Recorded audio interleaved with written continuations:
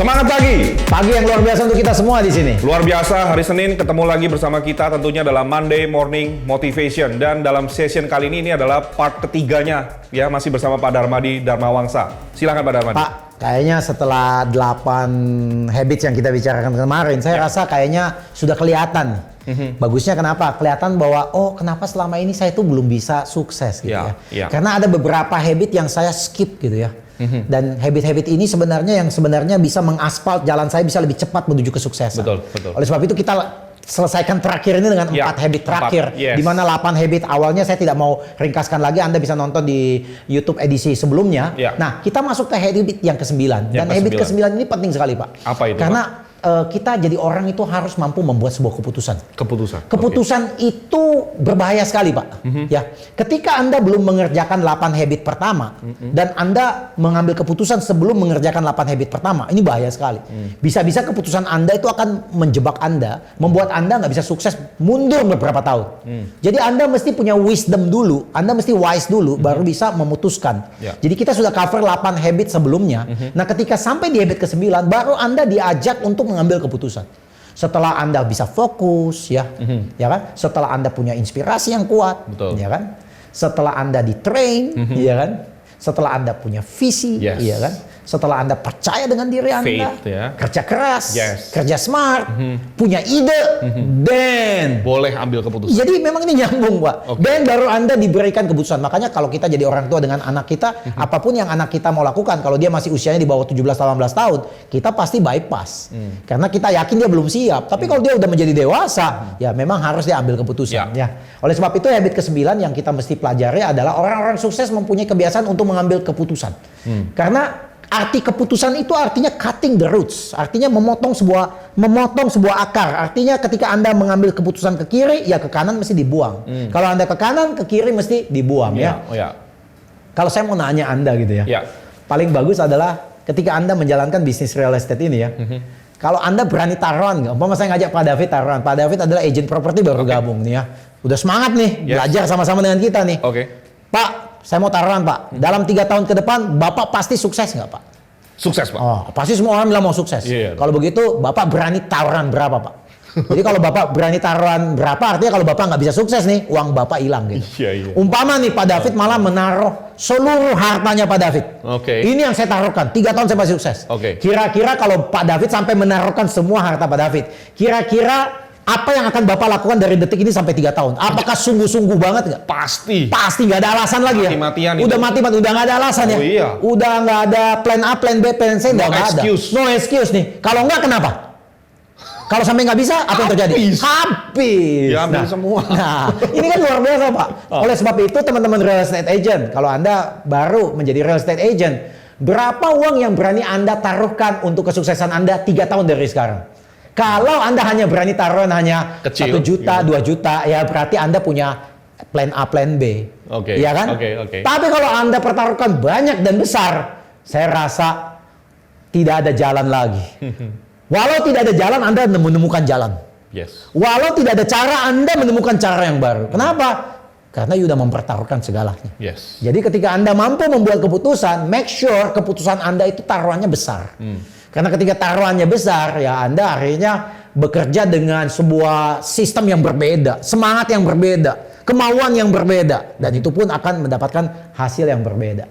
Ketika sukses hanya menjadi satu-satunya opsi Anda, saya sangat yakin kemungkinan besar Anda pasti sukses. Jangan bilang begini nih, Pak, saya baru gabung jadi real estate agent, Pak. Saya coba-coba dulu ya, Pak ya.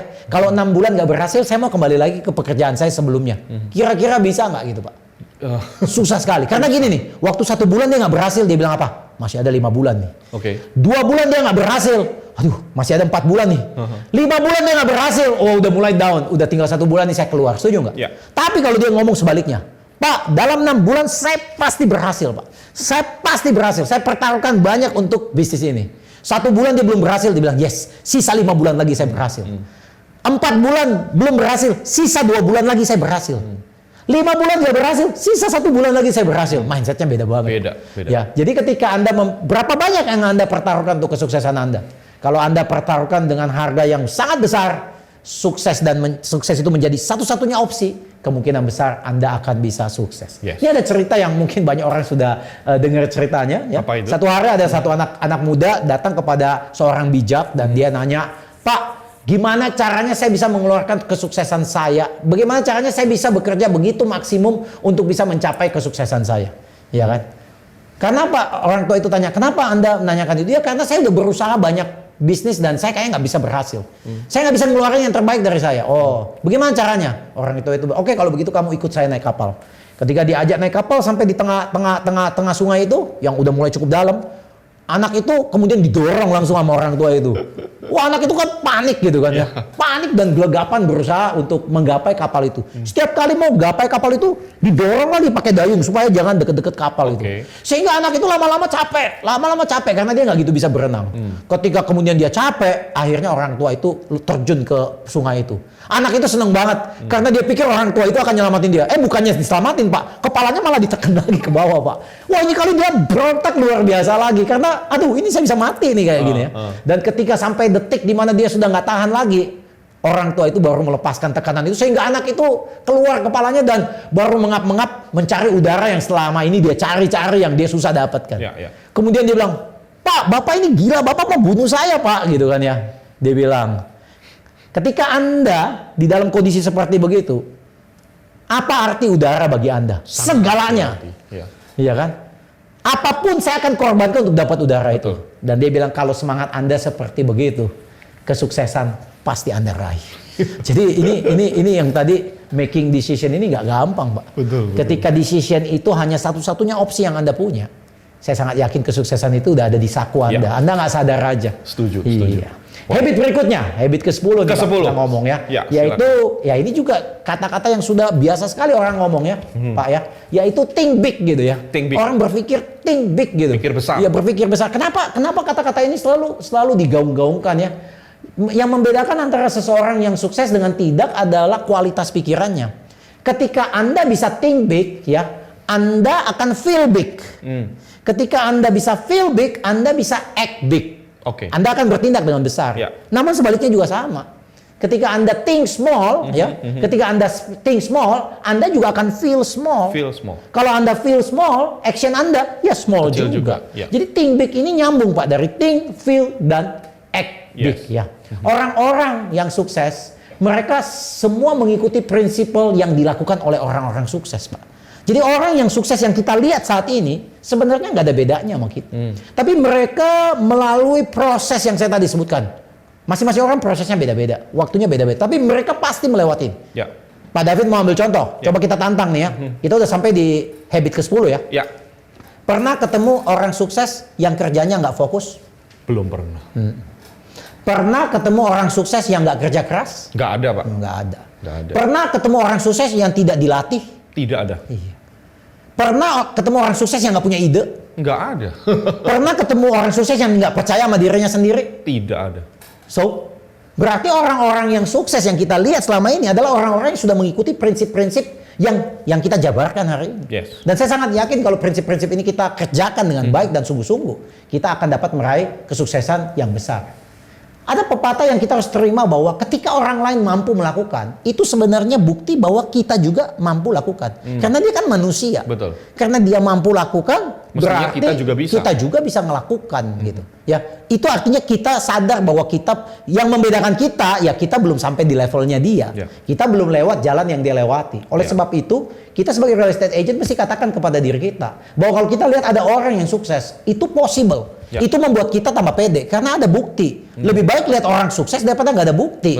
Jadi kalau ada orang sudah, Pak David tahu, ketika manusia pertama berusaha mencapai Mount Everest, itu udah dilakukan ribuan tahun yang lalu.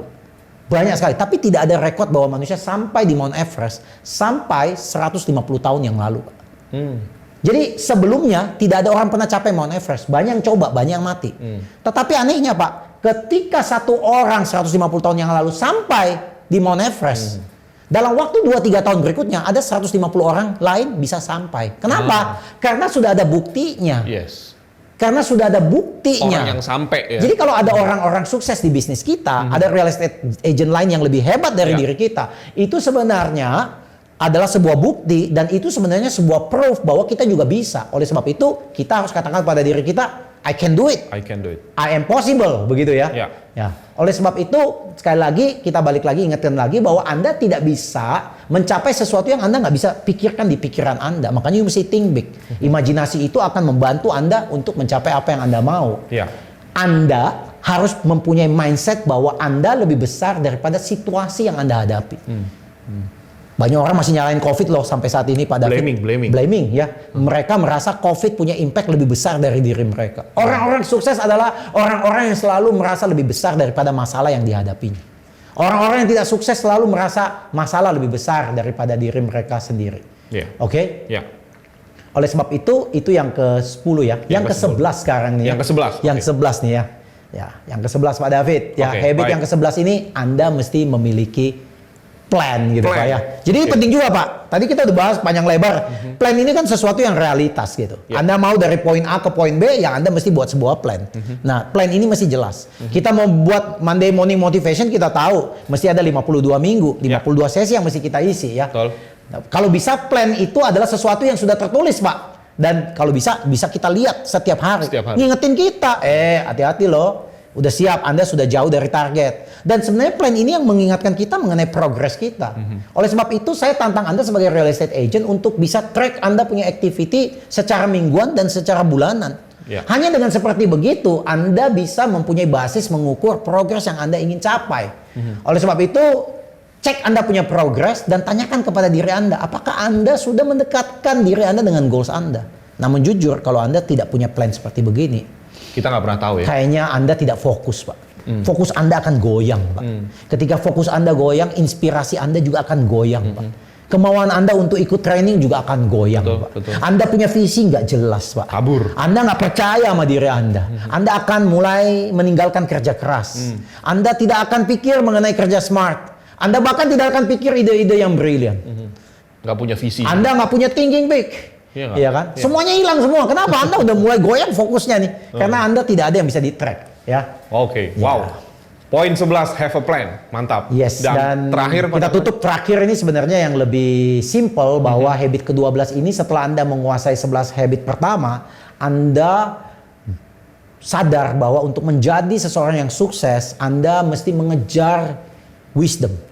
Hal-hal yang sebenarnya tidak diketahui orang, diferensiasi Anda. Karena ketika diferensiasi Anda sudah tinggi banget gitu Pak, ya, Anda akan terlihat beda sekali Pak dengan orang-orang lain gitu ya. Nah, wisdom ini yang membuat Anda akan dibayar mahal, ya kan ya. Wisdom adalah sangat penting untuk mencapai kesuksesan.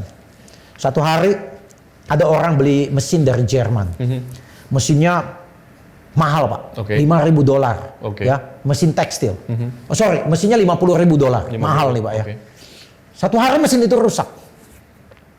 Dulu ketika dia beli mesin Jerman itu, ada karyawan yang mengikuti ke Jerman untuk belajar mesin ini. Nah, karyawan ini sudah nggak kerja di tempat itu. Ada karyawan baru yang handle mesin ini.